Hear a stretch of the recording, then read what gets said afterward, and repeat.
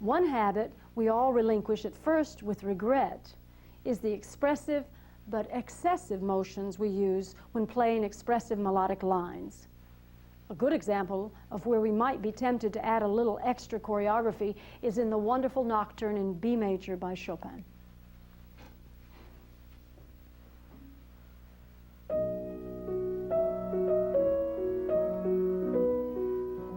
This type of pressing after the tone is produced, though unnecessary, might not be harmful in itself, and it might even help us feel the music more at first.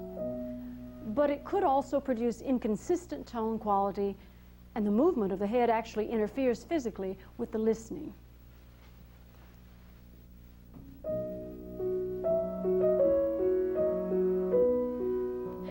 Pressing and kneading of the key shouldn't be confused with a more sophisticated but well-coordinated regulation of weight as a melodic line is passed from one finger to the other. While feeling a continuity of graduated arm weight isn't actually necessary for a percussive instrument like the piano, as it is, say, on a sustaining instrument like the violin, it still helps us remember the sensations felt on one note and to match them more subtly with the next, as in this Scriabin prelude.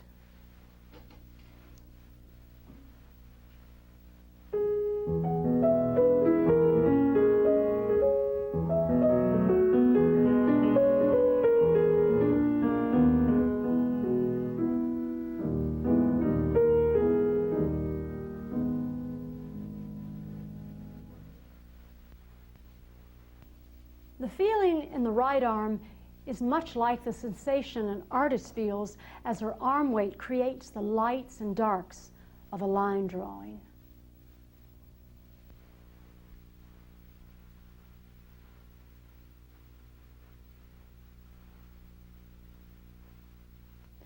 One erroneous but well-intended concept stems from certain relaxation schools and an incomplete knowledge of alignment.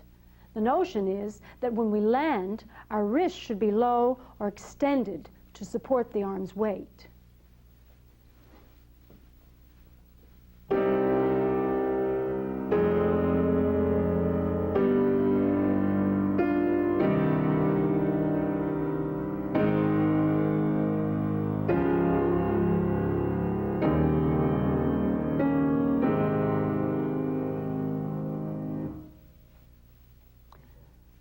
This can, in fact, be harmful.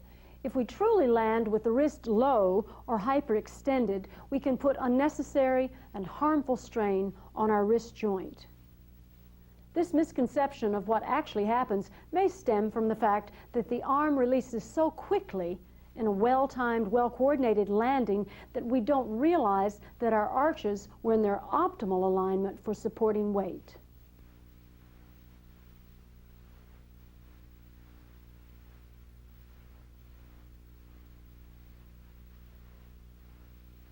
Also, letting the wrists go all the way down is a habit some pianists cultivate to make sure they're truly released throughout the arm.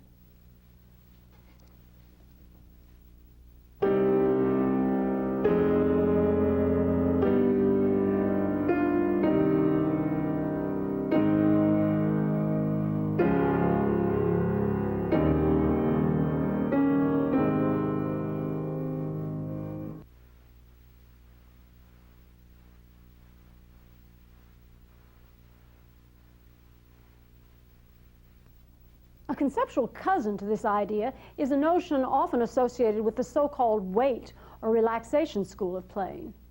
That is, that if our arms are truly relaxed, they should feel heavy all the time. The assumption that the released weight of the arm produces big sound is true, but it is only true while the arm is free-falling and at the split second of tone production.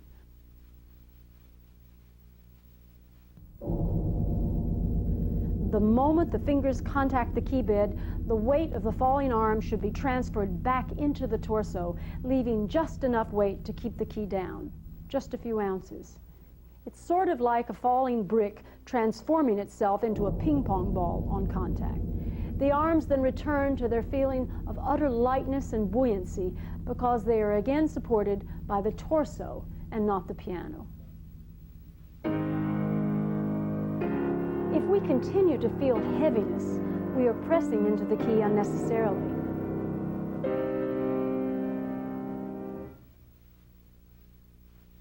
My teacher, Guido Agosti, would check my arm as it landed for that instantaneous release or transformation. He would lift it from under the wrist to see if it were feather-light and completely supple.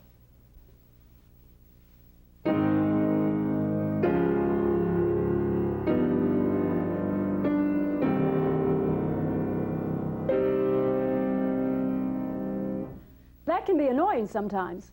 One young student's arm was so beautifully released and light on contact that it flew into her face as I checked it one time.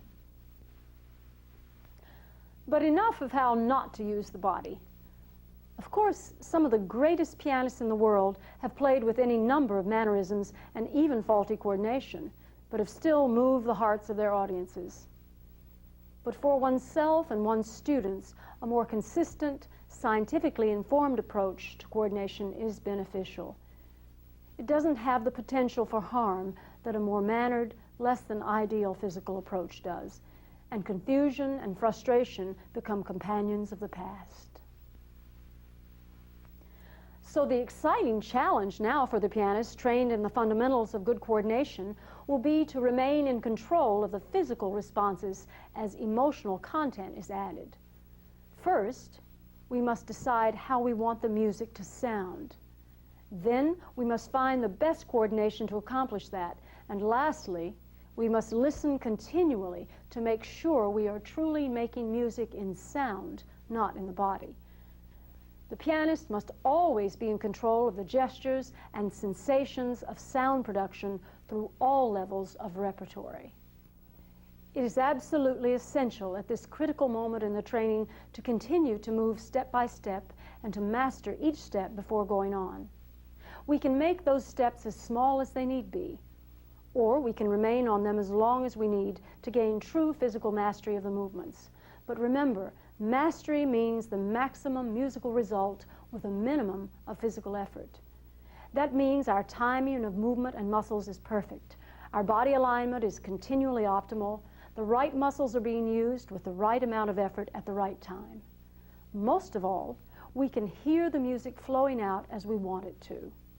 Then, as we play, we achieve that marvelous state of being which Chopin, Rachmaninoff, and Rubinstein must have experienced. It's a feeling of true freedom and physical effortlessness.